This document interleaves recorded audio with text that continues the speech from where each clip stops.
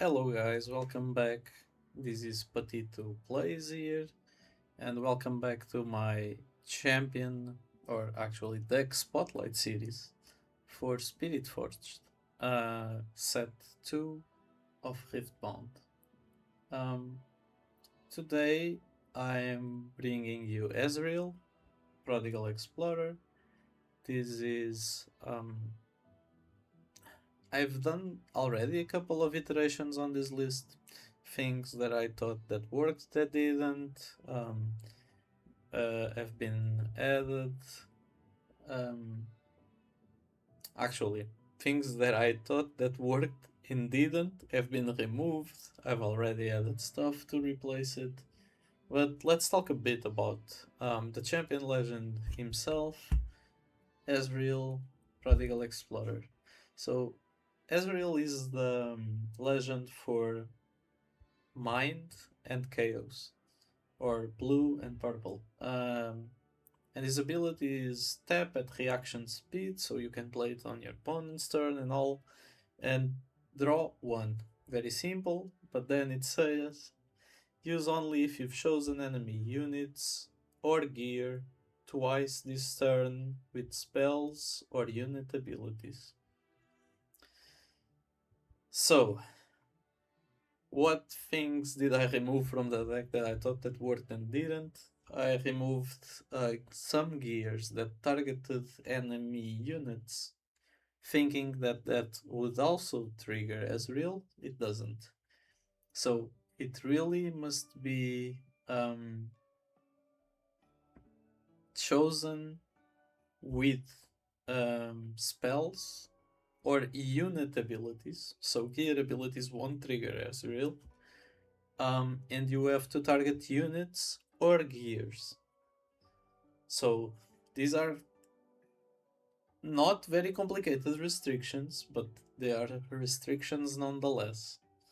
And I've seen a couple of builds going around of Ezreal, but this is still my take on the deck. Because I've seen a lot of people playing blue Ezreal and a bunch of interaction and small guys. And my take when I've seen when I saw the spoilers was more like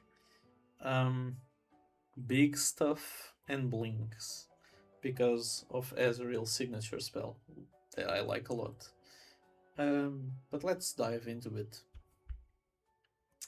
So, these are the battlefields I've chosen. The only one that pops out, it's Marai Spire, which says while you control this battlefield, friendly repeat costs cost one less.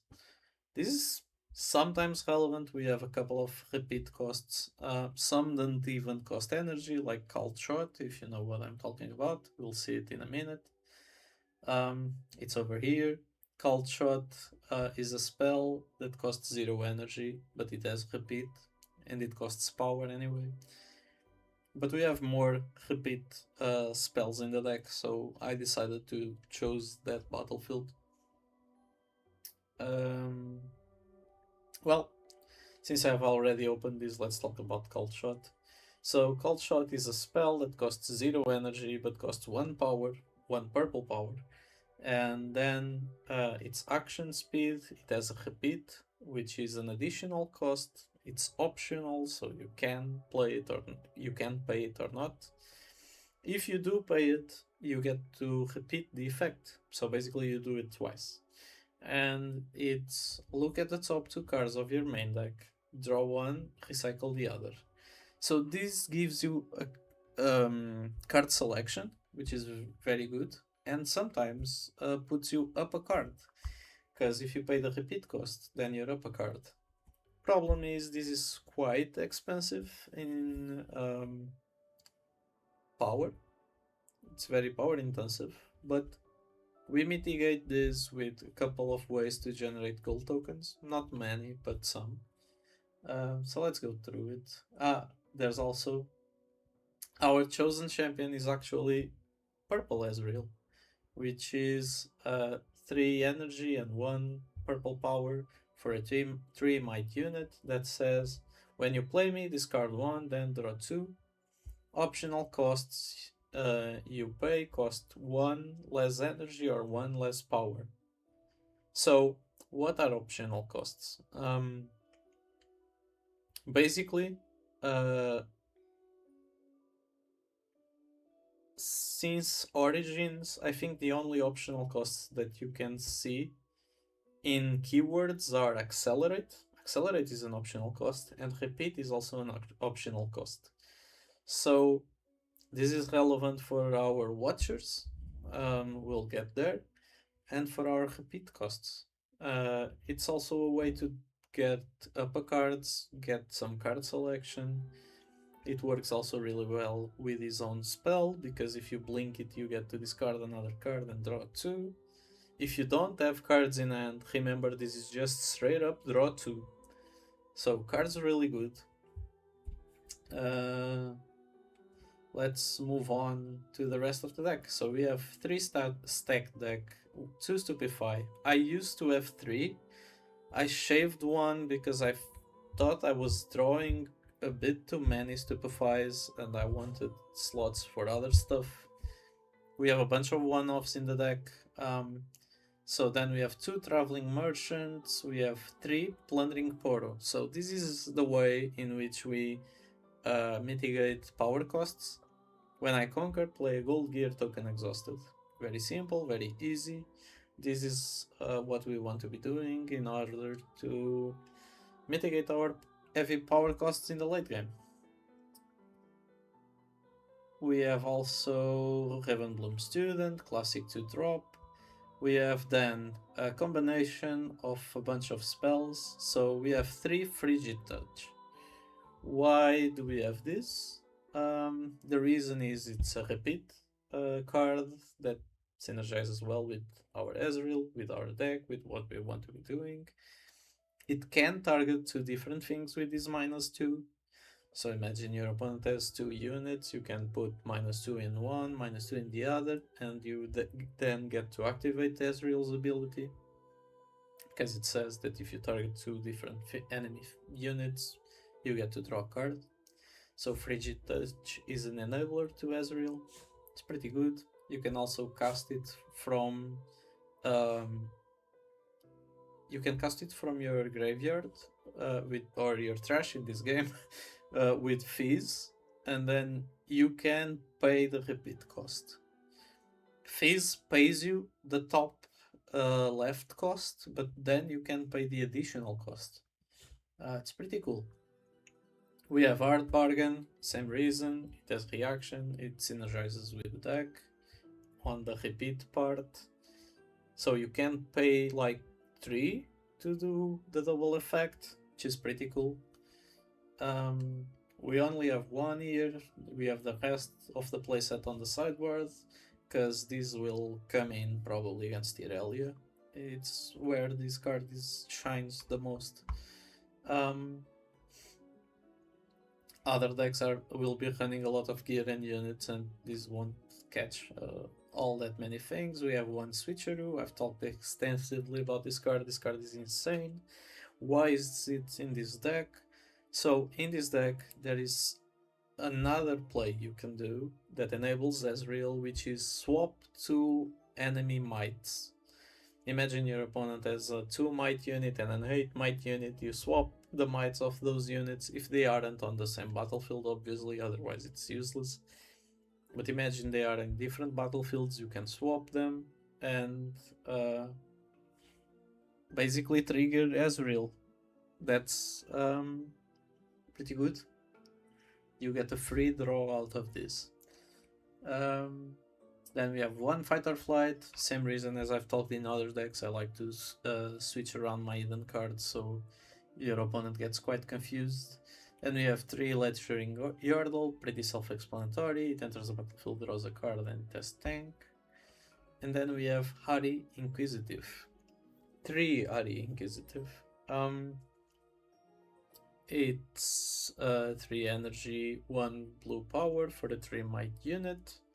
Ahri, When I attack or defend, give an enemy unit here -2 might this turn to a minimum of 1. So this ability counts towards Ezreal.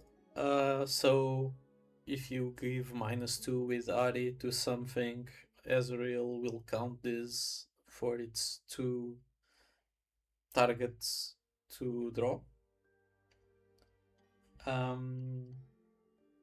Which is relevant in this deck. But there's another very cool trick I want to talk to you about that involves Arcane Shift, Ezreal's signature spell, the card that makes or breaks this deck. So Arcane Shift is a 3 energy, 1 power in either of these decks colors for Ezreal's signature spell, which is action speed, so you can play it on your opponent's turn, but it must be on showdowns. Banish a friendly unit, then its owner plays it, ignoring its cost. Deal 3 to an enemy unit at the battlefield. Banish this. So, this card has so much play to it, it's gonna be insane. If you are playing Ezreal and you know how to use this card properly, this card is nuts. So let's go over some plays you can do with this. So first of all, you can bounce stuff like Lecturing Yordle. It's just a free draw of Yordle's ability. And then you deal 3 to something. But there's more crazy stuff. So let's go to Ari.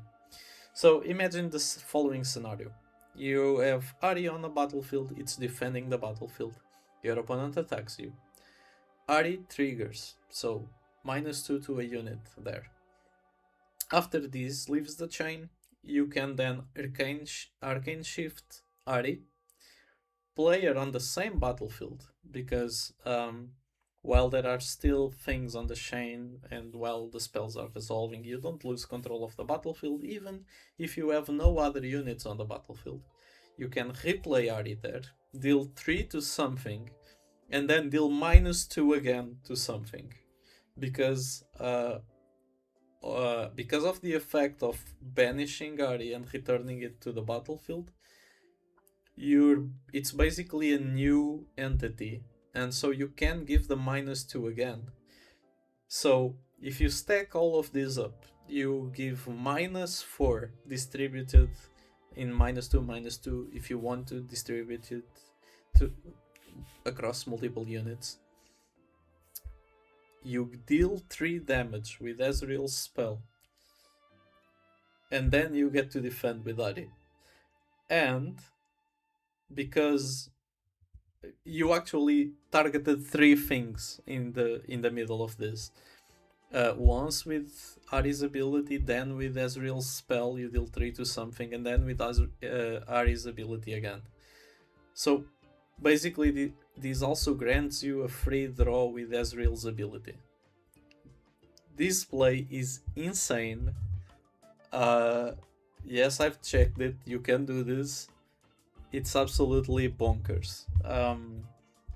And that's why we are running 3 Ari. I think it's just so amazing in this deck with Arcane Shift.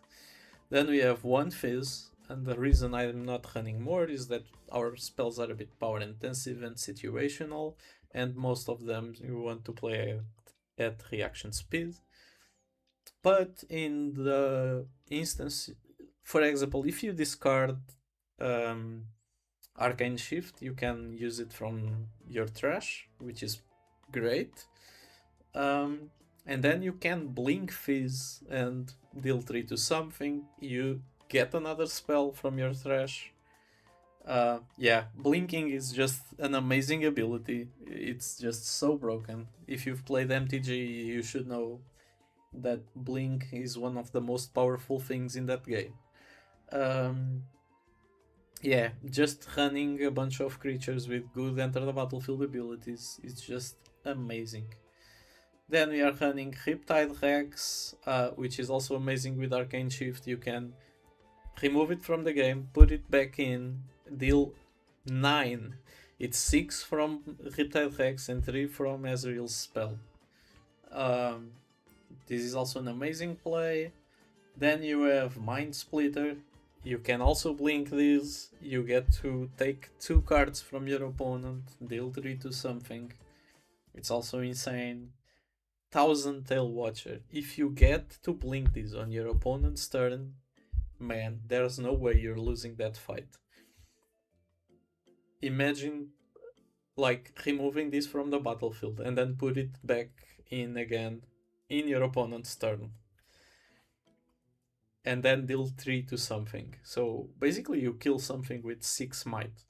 And then everything else gets shrunk by -3.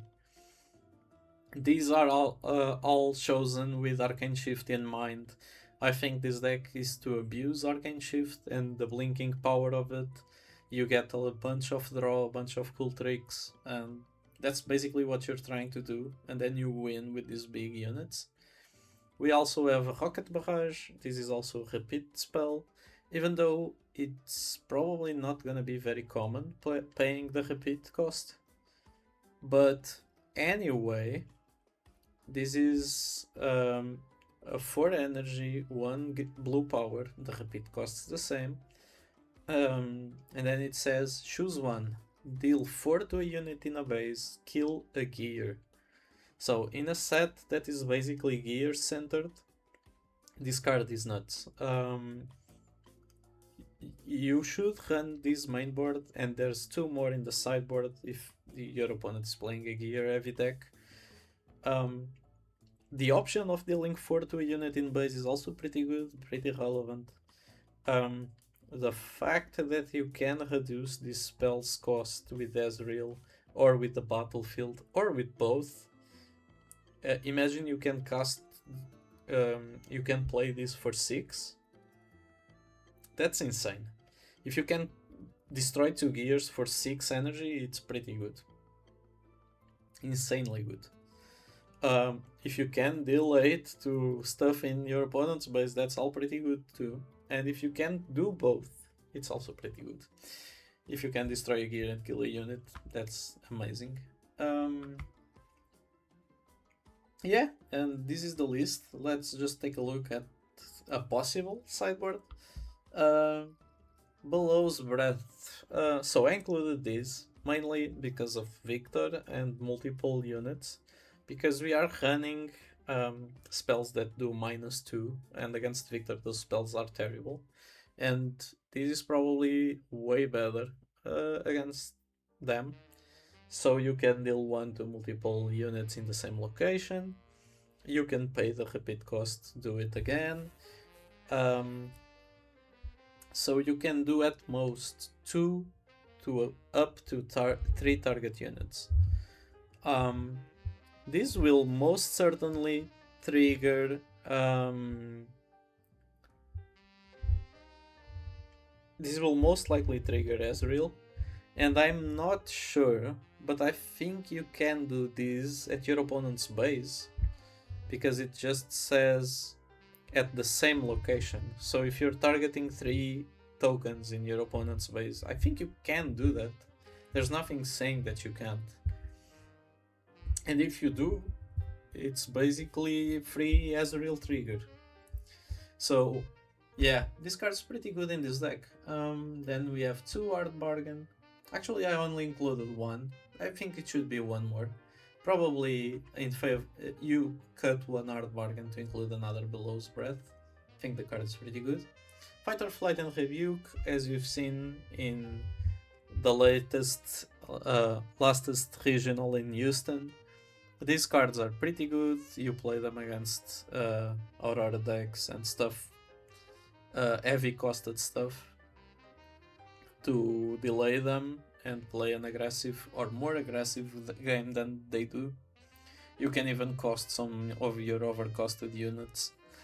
I don't think like cutting Riptide Rex against Aurora is reasonable, because you wanna score points early, and then you're not gonna kill stuff with this unless you blink it. If you blink it with Arcane Shift, yeah, you can kill Aurora's units. If you don't, 6 damage is not enough to kill those units. Anyway, So I would bring in Rebuke and Fight or Flight instead of keeping Riptide Rex in that matchup. And then you have more Rocket Barrage, because yeah, destroying gear and killing units is good. I heard. Someone told me. In case you haven't noticed, across multiple deck spotlights from Spiritforged, there are a bunch of decks that rely on equipment. On the previous set, there were a bunch of decks that relied on Aurora. Yeah, imagine he plays Aurora and you just Rocket Barrage it. That's it. Well, guys, hope you enjoyed this tech spotlight for Ezreal. As usual, feel free to like, subscribe, leave a comment, discuss with me what you think it works, what you don't think works well here. I'm always open to ideas, even to testing new stuff. This is the way I built Ezreal's deck. Tell me if you found something cool and unique and you wanna share it. Comment below. See you on the next one, guys. Bye.